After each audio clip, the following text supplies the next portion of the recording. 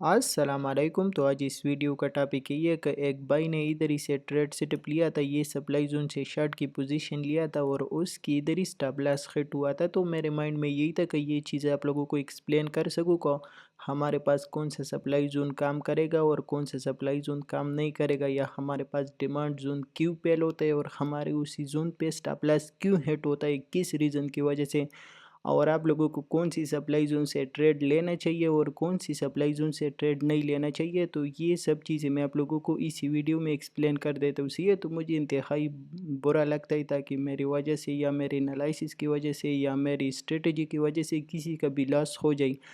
लेकिन असल में सीन ऐसा ही कि मैं आप लोगों को हमेशा बोलता हूँ कि आप लोग बैक टेस्टिंग ज़्यादा से ज़्यादा किया करो और प्रॉपर रूल्स को फॉलो करके आप लोग ट्रेड ले लिया करो, तो फिर आपकी हमेशा ट्रेड सक्सेसफुल जाएगा। सही है।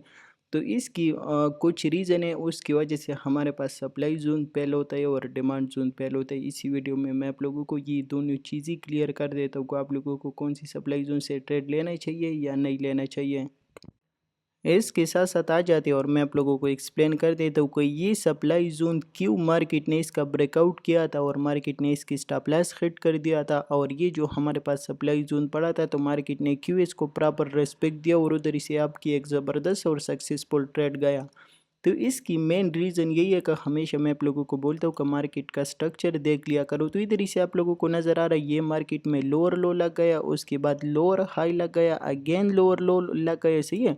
मार्केट में इसी लो का प्रॉपर ब्रेकडाउन हुआ, आपके पास ब्रेकअप स्ट्रक्चर हुआ, तो ये भी आपके पास क्लियर सप्लाई जोन है। इधर जैसा मार्केट आ जाता है इधर ही से आप लोग दबा करके शॉर्ट की पोजीशन ले सकते हो और टारगेट डाउन रख सकते हो। तो आप लोग इसी सप्लाई जोन से इसी तरीके का ट्रेड ले सकते हो। और क्यों मैं इतना कॉन्फिडेंस के साथ कह रहा हूँ कि इसी वजह से मैं आप लोगों को ये कॉन्फिडेंस के साथ कह रहा हूँ क्योंकि मार्केट का ट्रेंड डाउन ट्रेंड है और इसके साथ साथ ये मार्केट का स्ट्रॉन्ग हाई है। तो इधर ही से मार्केट का ऊपर जाने का कोई मकसद नहीं है और इधर ही से मार्केट डाउन जाएगा हर टाइम और हर बार इसी तरीके का सीन बनेगा। सही है। इसके साथ साथ आप लोग स्टॉप लॉस भी बिल्कुल इसके ऊपर स्टॉप लॉस लगा सकते हो और बाकी टारगेट जो नीचे इंटरनल की लिक्विडिटी पड़ा तो आप लोग उसी जोन को टारगेट कर सकते हो।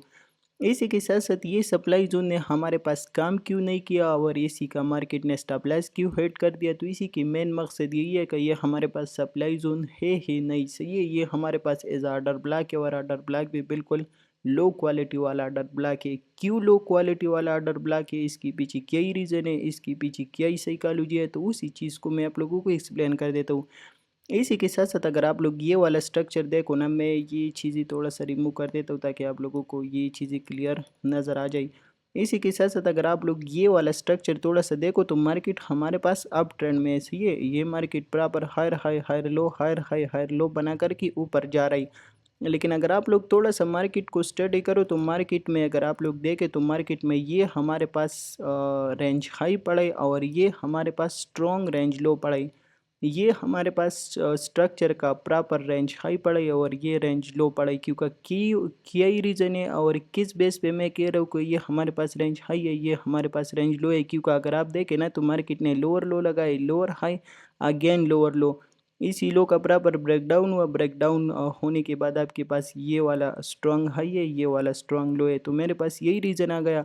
इसी के साथ साथ अगर आप लोग देखें तो मार्केट ने क्या ही कर दिया, मार्केट ने एक पुल बैक ले लिया और पुल बैक देने के बाद मार्केट, क्योंकि ये प्रीवियस का सप्लाई जोन था, मार्केट उसी जोन पे आया, उसी जोन में क्या है सेलर एक्टिव था तो मार्केट को स्ट्रेट डाउन लेके आया। जैसे डाउन लेके आए तो ये अभी आपके पास सप्लाई जोन नहीं है, क्योंकि आपके पास स्ट्रॉन्ग हाई यही पड़ा है, स्ट्रॉन्ग लो यही पड़ा है, तो ये सारा इंटरनल स्ट्रक्चर है। सही है। तो इंटरनल स्ट्रक्चर में ना हम सप्लाई जोन मार कर देते हैं और ना उस उधर ही से ट्रेड लेने की कोशिश कर देते हैं। सही है। उसके बाद क्या सीन है, अगर आप मार्केट को थोड़ा सा स्टडी करो तो मार्केट जैसे डाउन आया इसी लो की भी लिक्विडिटी स्वेप्ट कर दिया, इसी लो की भी लिक्विडिटी स्वेप्ट कर दिया और मार्केट ऑलरेडी ये छोटे टाइम फ्रेम पे अप ट्रेंड में था। सही है। तो अभी मार्केट क्या ही करेगा, मार्केट जाएगा इसी रेंज हाई की लिक्विडिटी स्वेप्ट कर देगा और ये प्रीवियस जो रेंज हाई पड़े इसकी लिक्विडिटी स्वेप्ट कर देगा और मार्केट ऊपर की साइड पे जाएगा। और हमारा मेन मकसद यही होगा कि अगर मार्केट इधर ही हमारे पास दो तीन बराबर कैंडल क्लोज कर दे और हमें आइडिया हो जाए कि मार्केट अब जाने वाला है, तो फिर हम लोग इसी सप्लाई जोन को टारगेट कर सकते हैं। और अगर हम लोग इसी जोन में लिक्विडिटी स्विफ्ट हो जाते और मार्केट अगेन कोई बियरिश साइन दे देते हैं तो इधर ही से हम अगेन सेल कर सकते हैं और टारगेट ये नीचे लो कर सकते हैं। तो इसी तरीके से मार्केट की स्ट्रक्चर चलता ही सही है। तो ये हमारे पास सप्लाई जोन है ही नहीं, ये हमारे पास इस ऑर्डर ब्लॉक है और वो भी लो क्वालिटी वाला। इसी जोन में हमेशा आपको ट्रेड नहीं करना चाहिए। क्यों नहीं करना चाहिए? क्योंकि मार्केट लिक्विडिटी टू लिक्विडिटी चलता है, सही है। मार्केट लिक्विडिटी टू लिक्विडिटी चलते हैं। अगर मार्केट इधर ही से अप ट्रेंड में आ रहे हैं और मार्केट ने इंटरनल जितना भी लिक्विडिटी है वो स्विफ्ट किया है, तो फिर मार्केट इसी से ऑर्डर ब्लॉक को रिस्पेक्ट नहीं देगा। फिर मार्केट ऊपर जाएगा, इसका भी लिक्विडिटी स्विफ्ट करेगा, इसकी भी लिक्विडिटी स्विफ्ट कर देगा, सही है। तो ये चीज़ें अपनी माइंड में याद रखो। इसी के साथ साथ मैं आप लोगों को फिर डिमांड जोन एक्सप्लेन कर देता हूँ कि डिमांड जोन हमारे पास पहले क्यों होता है और कब आपको डिमांड जोन के ऊपर ट्रेड करना चाहिए और कब नहीं करना चाहिए। बाकी सीन ऐसा ही ना कि ज़्यादातर भाई जो लोग यूट्यूब से सीख लेते हैं तो अक्सर वो मेरे साथ इसी तरीके का स्क्रीनशॉट शेयर कर देते हैं कि बिलाल भाई ये हमारे पास डिमांड जोन पड़ा था, इसी डिमांड जोन से हमने बाई कर दिया। मार्केट तो थोड़ा सा ऊपर गया लेकिन उसके बाद मार्केट ने क्या ही कर दिया, मार्केट स्ट्रेट डाउन आ गया और हमारा स्टॉप लॉस हिट कर दिया। तो इसी का मेन रीज़न क्या है और क्यों, किस बेस पे हमारा स्टॉप लॉस हिट हुआ। तो यूट्यूब से जो लोग भी सीख लेते हैं तो ज़्यादातर उनके साथ ही ऐसा सीन होता है। तो मैं आप लोगों को ये चीज़ भी एक्सप्लेन करने की कोशिश कर देता हूँ कि ये डिमांड जोन हमारे पास क्यों फेल हुआ और इधर ही से मार्केट क्यों थोड़ा सा पंप हुआ और उसके बाद मार्केट ने इसकी स्टॉप लॉस हिट कर दिया। क्योंकि इसी डिमांड जोन से आप लोग ज़्यादातर मेरा वीडियोस देखते हो ना, तो इसी डिमांड जोन से मैं डायरेक्ट इसी जोन को टारगेट कर देता हूँ और मार्केट से मैं इसी जोन की प्रॉफिट ले लेता हूँ। लेकिन इधर ही हमारे पास क्यों ऐसा सीन हुआ कि मार्केट थोड़ा सा ऊपर गया और मार्केट ने स्ट्रेट ब्रेकडाउन दे दिया। तो मैं आप लोगों को ये चीज़ भी एक्सप्लेन कर देता हूँ।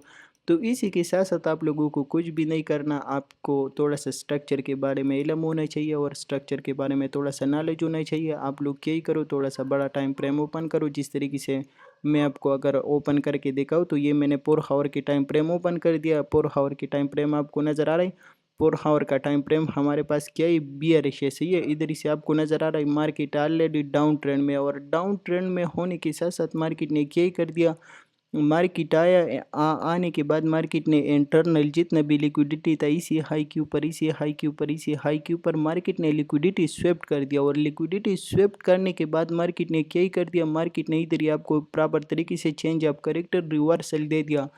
का मार्केट अभी डाउन जाने वाले है और डाउन जा करके किधर ही तक जाने वाले है। मार्केट इसकी लिक्विडिटी स्वेप्ट कर सकते हैं, इसकी लिक्विडिटी स्वेप्ट कर सकते हैं, इसकी लिक्विडिटी स्वेप्ट कर सकते हैं और ये हमारे पास एक्सटर्नल रेंज लो की लिक्विडिटी जो पड़ा है तो इसको स्वेप्ट कर सकते हैं।